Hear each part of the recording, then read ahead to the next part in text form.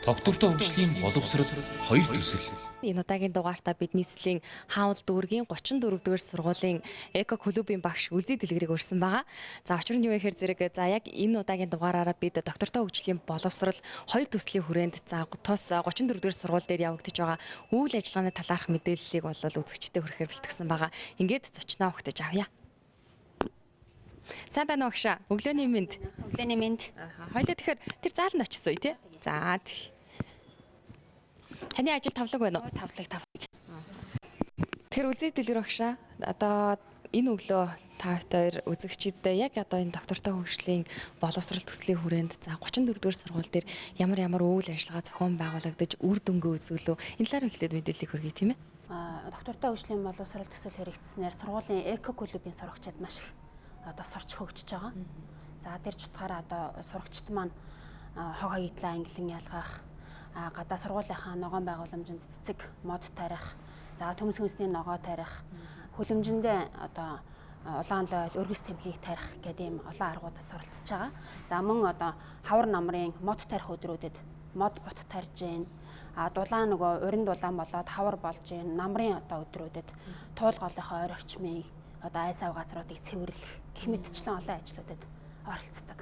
Хүүхдүүдийн өөрсдийн нөгөө хандлага гэдэг зүйлд маш том өөрчлөлт гарч байгаа бах тий. Та энэ талаар яриулж тухайлаад үеийн бодит кейс дээр та ярьж өгөөч, хэлж өгөөч.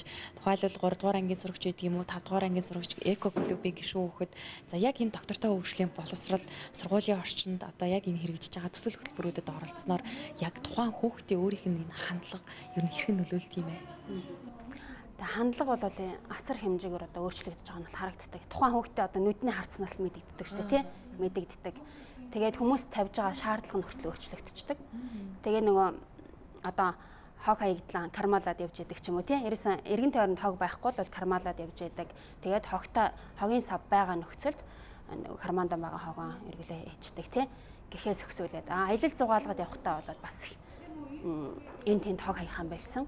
Хог хаясан хаягдал одоо байгаа газар хэрвээ бид нэр очиж байгаа газарт тийм хог хаягдал байх юм бол авч явсан одоо торондоо эргээд тэр орчныхон хог хаягдлыг цэвэрлээд явцдаг ч юм уу тийм үзэгдлүүд бас бий болж байгаа. Бид нар чинь бас нэг сургууль дээр хог хаягдлаа ангилахаас гадна одоо энэ эко клубийн чиглэлээр хүүхдүүдийн хандлагад өөрчлөлт оруулахаас гадна одоо байгальтай их аялах дуртай л да. Хүүхдүүд маань ууланд бас багштайгаа багш нартайгаа хамтарч аялна, намар хавартаа болвол анги хамт олноор аялна. Ингэхэд бол хүүхдүүдэд хандлага нь харагдаж идэг. Би үүндээ шаардлага тавина. Клубийн хүүхдүүдээс одоо нэг ангийн ангид гэхэд л 2-3 клубийн гишүүн сурагчид байх жишээтэй. За тэгээд гишүүн сурагчид маань бусад хүүхдүүдэд нөлөөлөд явцдаг. Тийм ач холбогдол байгаад идэг. Хүүхдүүд маань сургуулийнхаа орчинд хогоо ангилан ялгаад ингээд сурчдгийм байж мэдээж ингээд зөв дадал бий болж ирэх гэсэн үг тий.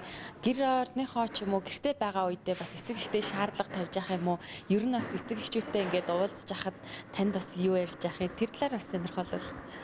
Хүүхдүүд маань одоо шаардлага их тавьж гин. Гэртээ нөгөө нэг бас чигийн улаантай орчинд тий бордоо хийх аргуудыг туршиж үзэж гин. Ангилж ялгас одоо гэрээсээ гарсан одоо хүнсний хаягдлаа сургууль дээр авч ирж гин. Гэх мэтчлээ одоо тийм давуу талууд бол харагдаж байгаа. Хичнээн одоо гэрийнх нь ангилахгүй байсан ч гэсэн тий энэ хүнсний хаягдлыг бол очиод сургууль дээр бид нар бордоо гаргаж аваад байгаа шүү гэдгийг мэддэг болсон учраас гэрийнхэн тэр хаягдлыг бол аваад ирж байгаа байхгүй. Тэгээ одоо энэ улмаар одоо сургууль дээр одоо энэ төсөл хөтөлбөрүүд маань ингээ хэрэгжснээр бусад одоо тэр хүүхдүүдээр дамжуулж тий айл гэр одоо хог хаягдлаа ангилан ялгацдаг, цэцэг ногоогоо ургуулцдаг тэр зөв хандлагуудыг л бий болгоход бол суурн болж өгдөг гэж хараад байгаа. Доктортой хөгжлийн боловсрол гэж яг юу хэлээд идэх юм бэ? Өөрөө энэ нь хүнд чиглэдэг юм бэ? Энэ дээр бас нэлээ ойлголт мэдээллийг бол үзэгчтэй өгөө гэж таныг урьсан ба. Та кофе тартай, та кофе уугаарай. Хамгийн сүүлд одоо нийслэлийн өөр ямар сургуулиуд цэцэрлэгүүдтэй ер нь хамтарч одоо яг энэ өөрсдөө хэрэгжүүлж байгаа технологийн тий сайжруулалт одоо жишээлбэл танай сургууль дээр хийгдэж байгаа төсөл хөтөлбөрийг ер нь хэрхэн ямар шугамар ер нь төвийн дэлгэрүүлж байна?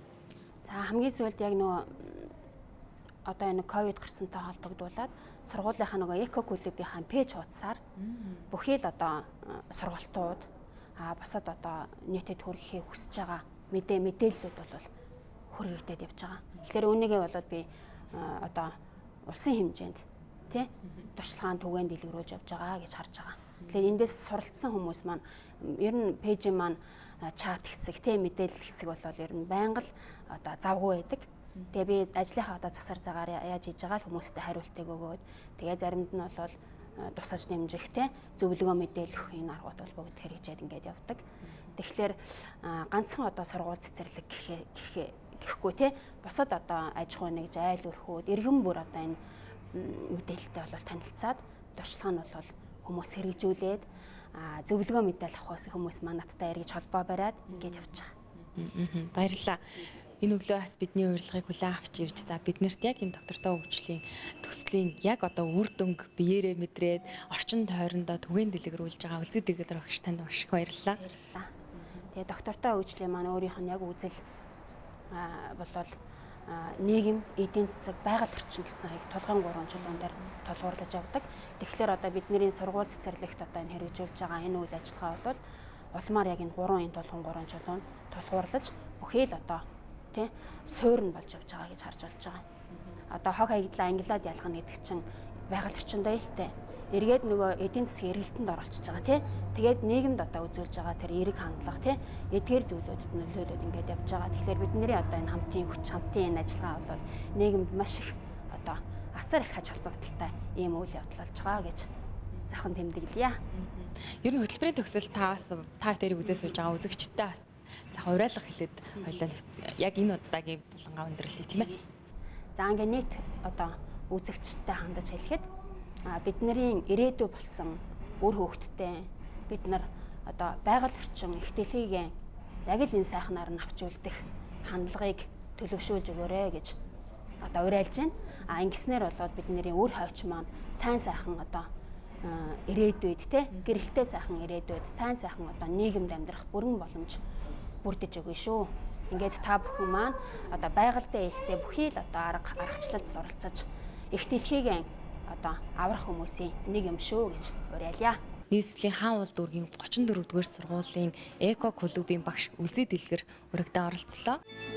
Доктортой хөгжлийн боловсрол 2 төсөл.